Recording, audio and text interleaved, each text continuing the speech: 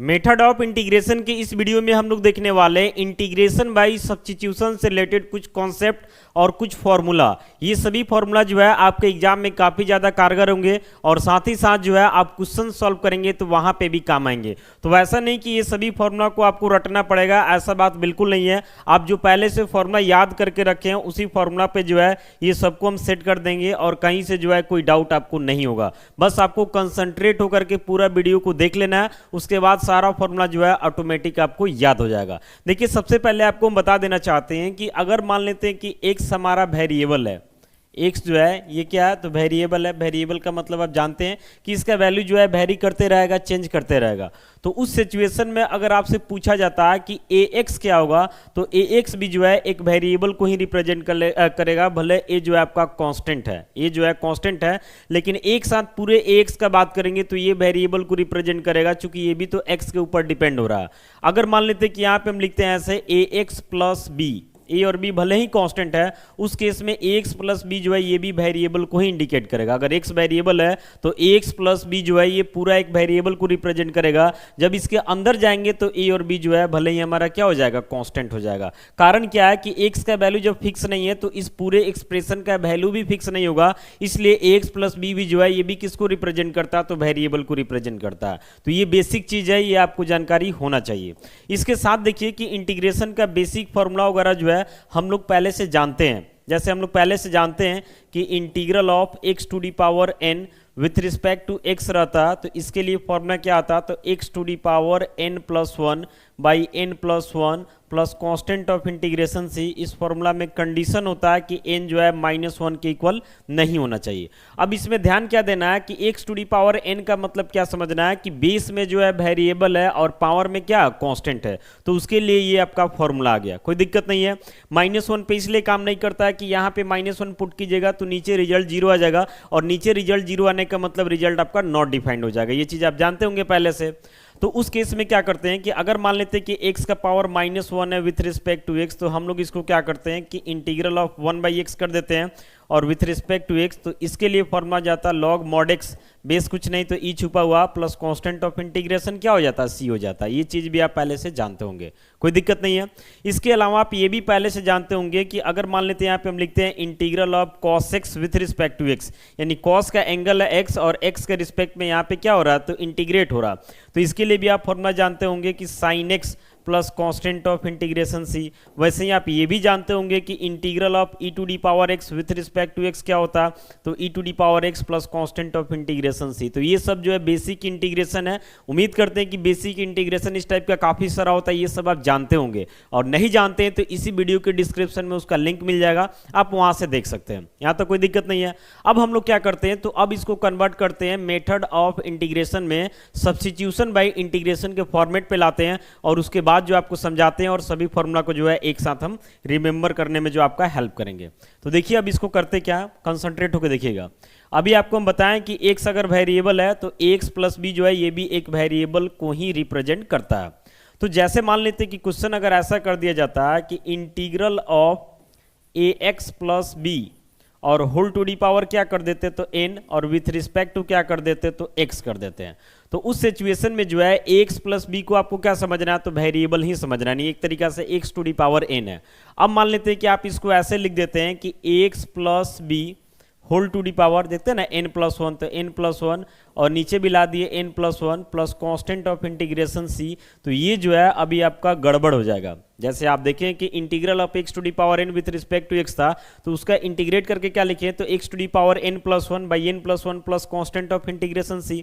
तो आप सोच रहे हैं कि जब इसका बेस वेरिएबल है तो उस फॉर्मेट में डालेंगे, फिर भी ये गलत क्यों हो गया, तो गलत इसलिए हो गया कि यहाँ पे x का जो कोफिशिएंट है a, ये जो है कहीं ना कहीं एक कांस्टेंट है, और डिफरेंशिएशन और इंटीग्रेशन आपको पता होगा कि एक दूसरे का रिवर्स प्रोसेस होता है। जो कांस्टेंट डिफरेंशिएशन में मल्टीप्लाई में निकलता है बाहर, वो इंटीग्रेशन में डिवाइड में चला जाता है, और जो डिफरेंशिएशन में डिवाइड में निकलता है वो इंटीग्रेशन में कहाँ जाता है तो मल्टीप्लाई में आ जाता है। यानी ऐसे समझिए कि यहाँ पे x का कोफिशिएंट a जो है मल्टीप्लाई में है, तो यहाँ पे a कहाँ आ जाएगा तो डिवाइड में आ जाएगा। इसमें जो है कोई x नहीं है तो b से कोई लेना देना नहीं है, यानी इसका सही इंटीग्रेशन क्या होगा तो x plus b whole to the power क्या हो जाएगा, तो n+1, और जो x का कोफिशिएंट है a बाहर निकल जाएगा into n+1 plus constant of integration c, ये जो है इसका सही इंटीग्रेशन हो जाएगा। तो आइए एक बार इसको प्रूफ के साथ बता देते हैं, उसके बाद सभी फॉर्मूला को समझाएंगे ताकि आपको कहीं से कोई प्रॉब्लम ना हो। देखिए हमारा वीडियो थोड़ा लेंदी हो सकता है, बट हम कोशिश करते हैं कि सभी छोटे बड़े चीज़ों को जो है एक बार एक्सप्लेन कर दिया जाए ताकि जो वीडियो देखे उसको कहीं से कोई प्रॉब्लम ना हो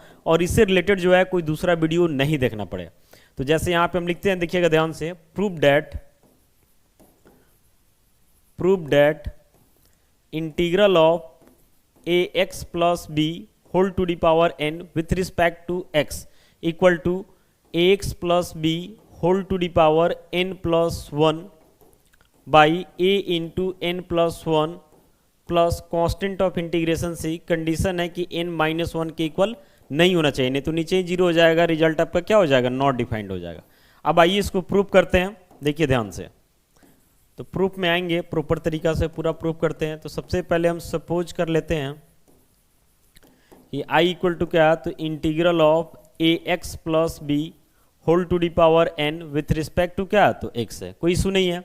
अब इसमें इसका जो बेस है, जैसे होता है ना कि integral of x to the power n रहता है तो सीधे लिखते हैं x का पावर n+1 बाई n+1, तो उसमें बेस जो है एकदम सिंपलेस्ट रहता है। जैसे मान लेते हैं integral of x to the power n with respect to x है, तो इसको सीधे x का power n+1 by n+1 plus constant of integration c a not equal to -1 पता है। मान लेते हैं integral of y to the power n with respect to y है, बेस में वेरिएबल है, उसी के रिस्पेक्ट में इंटीग्रेट भी होता है, तो इसका क्या हो जाता है, तो y to the power n+1 by नीचे n+1 plus constant of integration क्या आ जाता है, तो c आ जाता है। ये चीज़ आप पहले से जानते होंगे। तो ये सब का बेस जो है बिल्कुल सिंपलेस्ट है, इसमें कोई कांस्टेंट इन्वॉल्व नहीं है। तो यहाँ पे जो बेस दिखाई दे रहा है x प्लस बी, भले ही पूरा एक वेरिएबल को रिप्रेजेंट कर रहा है, लेकिन इस वेरिएबल में कांस्टेंट भी इंक्लूड है a और b। थोड़ा सा जो है इसको डिफिकल्ट कर दिया गया इस वेरिएबल को, तो इसलिए जो है इसको कुछ सिंपल वेरिएबल में मानेंगे। x प्लस बी जो है पूरा एक वेरिएबल को ही रिप्रेजेंट करता है, लेकिन इसको क्या करेंगे, एक सिंपल वेरिएबल मानेंगे और उसी वेरिएबल में इस पूरे प्रॉब्लम को जो है कन्वर्ट कर देंगे और देन इंटीग्रेट करेंगे और लास्ट में उस वेरिएबल का वैल्यू पुट करेंगे, फिर हमारा प्रूफ जो करना था वो आ जाएगा। तो देखिए करते हैं। तो यहां पे हम पुट करेंगे, लिखेंगे we put ax plus b है, इसको हम क्या मान लेते हैं, कोई सिंपल वेरिएबल t मान लेते हैं। चूंकि ये पूरा वेरिएबल की तरह ही है तो इसको एक सिंपल वेरिएबल t मान लिए। अब हम क्या करेंगे, तो दोनों साइड x के रिस्पेक्ट में डिफरेंशिएट करते हैं। तो derivative of ax plus b with respect to x, और इधर हो जाता है derivative of t with respect to x।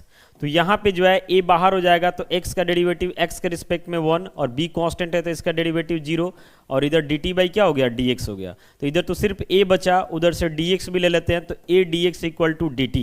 तो यहाँ पे हमको सिर्फ dx का वैल्यू पुट करना है, तो dx को लिख सकते हैं 1 बाई a dt। dx को क्या लिख सकते हैं, तो 1 बाई a dt। अब ये सभी वैल्यू को जो है यहाँ पे हम पुट करने वाले हैं।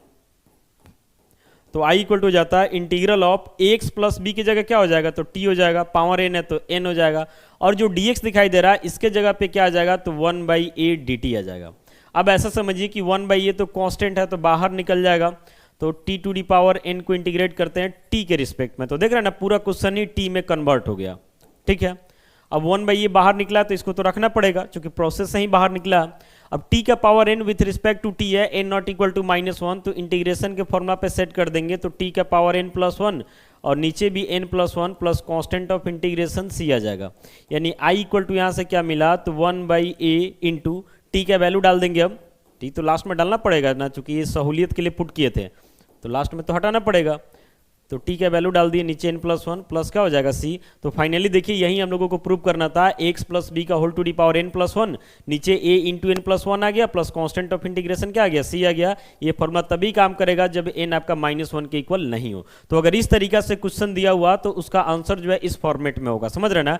बाकी आप सब्स्टिट्यूशन बाई इंटीग्रेशन के बेसिस पे जो है और भी कंसेप्ट जानना चाहते हैं प्रूफ के साथ, तो इस वीडियो के डिस्क्रिप्शन में जाइएगा तो एक जो है लिंक आपको मिल जाएगा substitution by integration by substitution करके, तो वहां से जो है अगर आप उसको देख लेते हैं तो ये सभी का प्रूफ, इतना ही नहीं इसके अलावा बहुत सारा जो आगे हम फॉर्मूला बताने वाले हैं ये सबका प्रूफ जो है वहां पे आपको मिल जाएगा। बाकी अब समझा देंगे तो अब उम्मीद करते हैं कि आपको कोई दिक्कत भी नहीं होगा।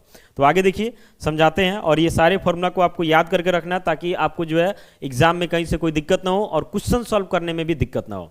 तो देखिए अभी जस्ट इसी को हम प्रूव किए थे कि integral of ax plus b whole to the power n with respect to x, तो क्या हो गया, तो ax प्लस बी का पावर n प्लस 1 नीचे a into n plus 1 plus constant of integration c। ये फॉर्मूला तब काम करता है जब n आपका -1 के इक्वल नहीं हो। अब मान लेते हैं कि n -1 के इक्वल आ जाए तो इसको क्या लिखेंगे, तो 1/x plus B with respect to x। तो हम लोग क्या देखें कि integral of 1/x with respect to x रहता तो log mod x plus constant of integration c आता। तो वैसे ही log mod x का मतलब ये पूरा जो है वेरिएबल ये आ जाएगा x plus b plus c आ जाएगा। अब x का जो कोफिशिएंट है a, ये जो है मल्टीप्लाई में a है तो ये डिवाइड में आ जाता है, बात खत्म। फिर यहाँ देखिए integral of e to the power ax plus B with respect to x, तो ये चीज़ आपको पता होना चाहिए कि e to the power x का x के रिस्पेक्ट में इंटीग्रेट करते हैं तो उसका फॉर्मूला होता है e to the power x plus c। तो वैसे ही e to the power ax plus b plus c तो आया ही। अब यहाँ पे क्या हो जाता है कि x का कोफिशिएंट a मल्टीप्लाई में, तो यहाँ पे a कहाँ आ गया, डिवाइड में आ गया, यानी कि 1/a लग गया। समझ रहे ना, याद रखना आसान हो जाएगा। वैसे ही मान लेते हैं कि integral of a to the power bx plus c है विथ रिस्पेक्ट टू x है, तो आपको पता होगा कि integral of a to the power x, एक बार लिखते हैं, आपको पता होगा कि integral of a to the power x with respect to x रहता तो इसका फॉर्मूला होता है a to the power x by log a to base c plus constant of integration c। इसमें क्या होता है कि बेस जो है कांस्टेंट है और पावर क्या है, वेरिएबल है, तो उसके लिए जो है ये फॉर्मूला काम करता है। तो इसी पे जो है हम लोग को शिफ्ट कर देना है। तो देखिए integral of a to the power bx plus c with respect to x है, तो हो जाएगा 1/b, चूंकि x का कोफिशिएंट b मल्टीप्लाई में है तो डिवाइड में, यानी कि 1/b आ गया, और a to the power x यानी कि bx प्लस c आ गया, और नीचे log a to base e होता है तो log a आ गया। देख रहे ना, बेस में a है तो log a आ गया, और बेस कुछ नहीं है तो समझिए यहाँ पे e छुपा हुआ plus constant of integration c आ गया। यहाँ पे बताया जा रहा है कि a पॉजिटिव है log के डिफिनेशन के कारण, और a का वैल्यू 1 के इक्वल नहीं होना चाहिए। चूंकि a का वैल्यू 1 हो जाएगा तो उस केस में नीचे log 1 हो जाएगा, और log 1 का वैल्यू 0 और नीचे 0 हो जाएगा, तो रिजल्ट हमारा क्या हो जाएगा, तो नॉट डिफाइंड हो जाएगा। अगला जो फॉर्मूला यहाँ पे देखिए कि integral of sine x plus B with respect to x है, तो आपको ये पता होगा कि integral of sine x with respect to x रहता तो उसके लिए फॉर्मूला आता है minus cos x plus c। तो वैसे ये भी सेट हो रहा है, माइनस कॉस जो वेरिएबल आपका है x प्लस बी, ये आ गया यहाँ पे, x का कोफिशिएंट है a मल्टीप्लाई में तो ये डिवाइड में आ गया, plus constant of integration c हो गया। आप प्रूफ भी करना चाहते हैं तो आपको शुरू में ही बोल रहे हैं कि इस वीडियो के डिस्क्रिप्शन में सबका प्रूफ है, या फिर आप खुद से भी कर सकते हैं x प्लस बी को t मान करके, जैसे कि पहला हम प्रूफ किए हुए हैं। समझ रहे ना। वैसे ही integral of cos ax plus B with respect to x है, तो इसका भी वैसे ही 1/a बाहर निकल जाएगा, और cos का इंटीग्रल आपको पता होगा कि साइन होता है, और प्लस यहाँ पे क्या हो जाएगा, c हो जाएगा। फिर integral of sec square ax plus B with respect to x है, तो ये पता होगा कि integral of sec square x with respect to x रहता तो इसका क्या होता, तो tan x प्लस c। तो वैसे ही tan पे चला गया, 1/a तो बाहर निकलना ही है, चूंकि x का कोफिशिएंट है, x का जो भी कोफिशिएंट होगा मल्टीप्लाई में वो यहाँ पे डिवाइड में आना तय है।